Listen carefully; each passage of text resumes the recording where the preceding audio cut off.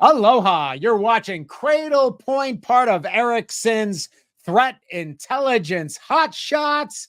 This is episode 5 for the week ending May 24th, 2024. And as I have every week, Alex Ryan, she's our senior threat intelligence analyst. I mostly get that correct each week. Me too, but let's not talk about the other names that I'm called. Fair enough, because this is, even though I say no every time, is this for children? Children could easily watch this, except that one maybe 2 episodes ago. And of course, every week, this is presented by the Cradlepoint Threat Intelligence Research and Analysis team. I got that out. And if you were wondering what she was laughing at from 2 weeks ago, check out the video. Might have been 3 weeks ago, right? I had the bleep in, but that's here nor there. We're now in episode 5. So what do we got going on? What should people kind of keep an eye on this week and into the coming weeks? Yeah, so I wanted to dive into a vulnerability that came out, and I wanted to take it down to a bit more of a technical depth.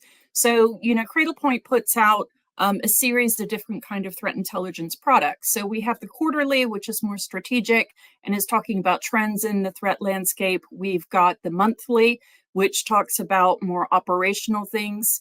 And then we've got these hotshots, which are more tactical, which are sort of like IOCs that you should put into your detection engines and things like that. So I wanted to dive into the technical background of a vulnerability that came out for Chromium this week. So the KEV is the known exploited vulnerabilities list that is published by CISA.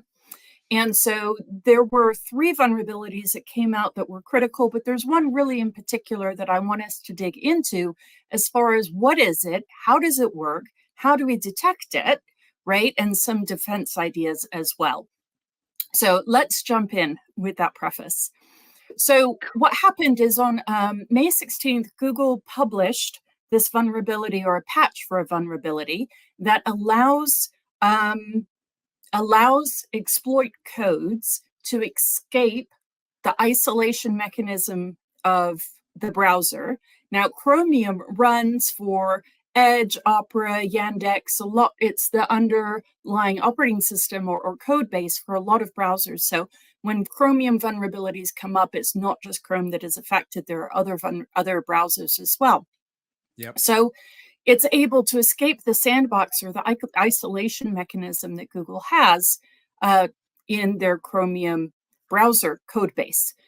This is the 5th critical one that has happened this year. So this is sort of, I certainly hope that we don't keep up this pace, right? But it's really important now that we really focus on detecting the attacks that are going to come from these kinds of vulnerabilities, given that we've got a slew of them right now. Yeah, okay? And I seem to remember updating my browser several times, almost like, every couple days there was a new patch on here. So I see crafted HTML pages causes heap corruption to run commands. So for those who don't know, what is a heap corruption? Right. So it's called memory. So there are 2 types of memory on your operating system. There is stack and there is heap. Stack is automatically allocates memory by the operating system. Okay. And then in the heap, this is a dynamic allocation and it's controlled by the developers who have written the code.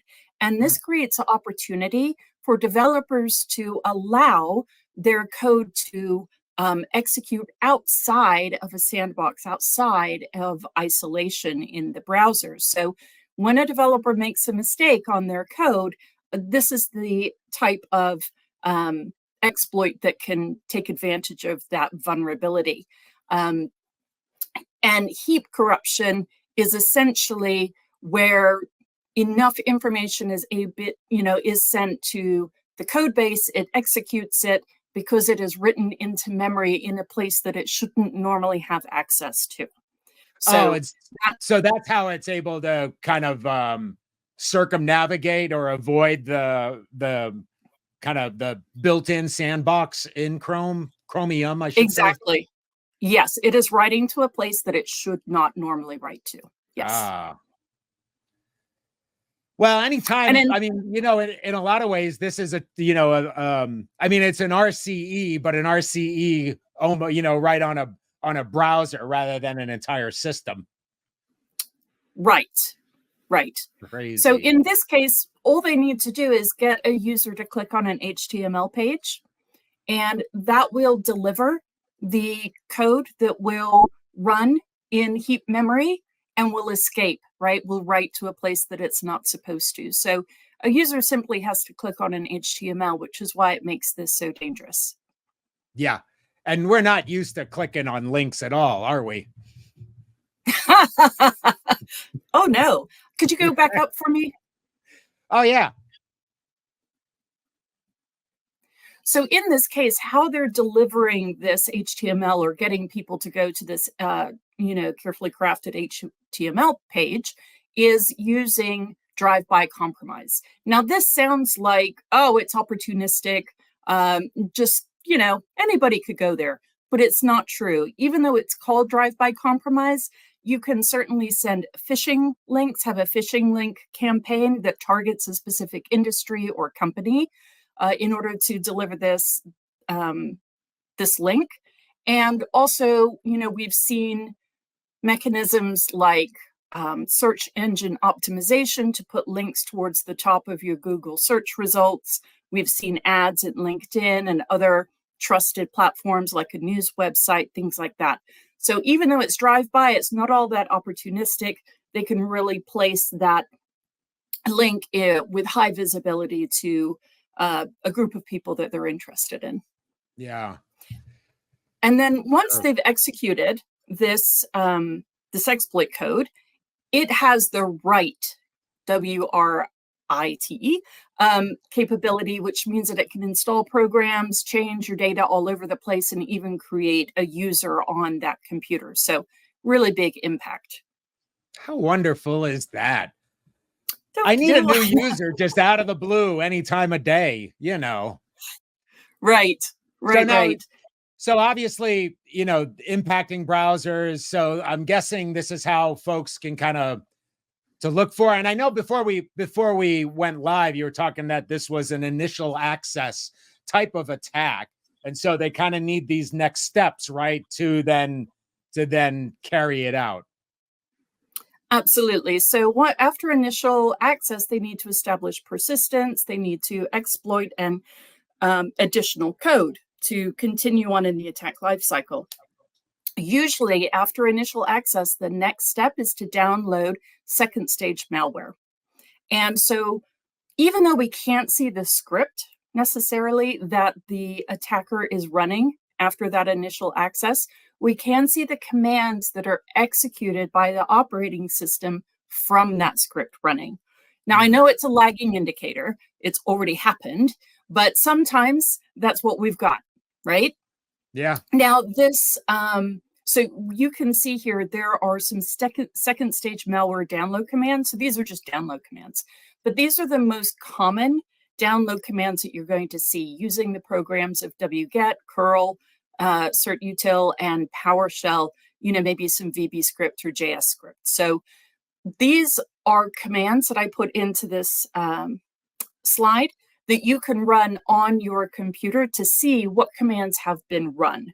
And the queries, or you want to query information from at least a month back from when the vulnerability was published. Because since Google knew that it had already been exploited for a while, it could have happened in your environment up to, let's just say a month. And using those commands, what you can do is you can run a batch script that just goes out to your other endpoints and gathers those logs. But we have to make sure that the logs are being created. So in this slide, what I talked about is make sure that you have auditing set up, right? So you can have audit process creation equals success in your regex. You can have you can view the events through the Windows logs system or application, but again, that assumes that you're actually auditing. And then once you know that auditing is run, you can use a PowerShell command or what they call DOS key, which is essentially seeing the commands that are run by command.exe.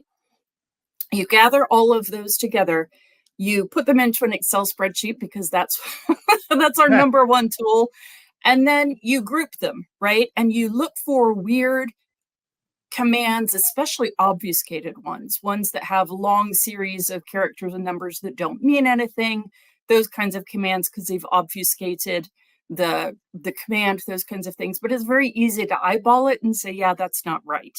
Yeah, so of course. that is how you can see if this compromise has been run in your environment.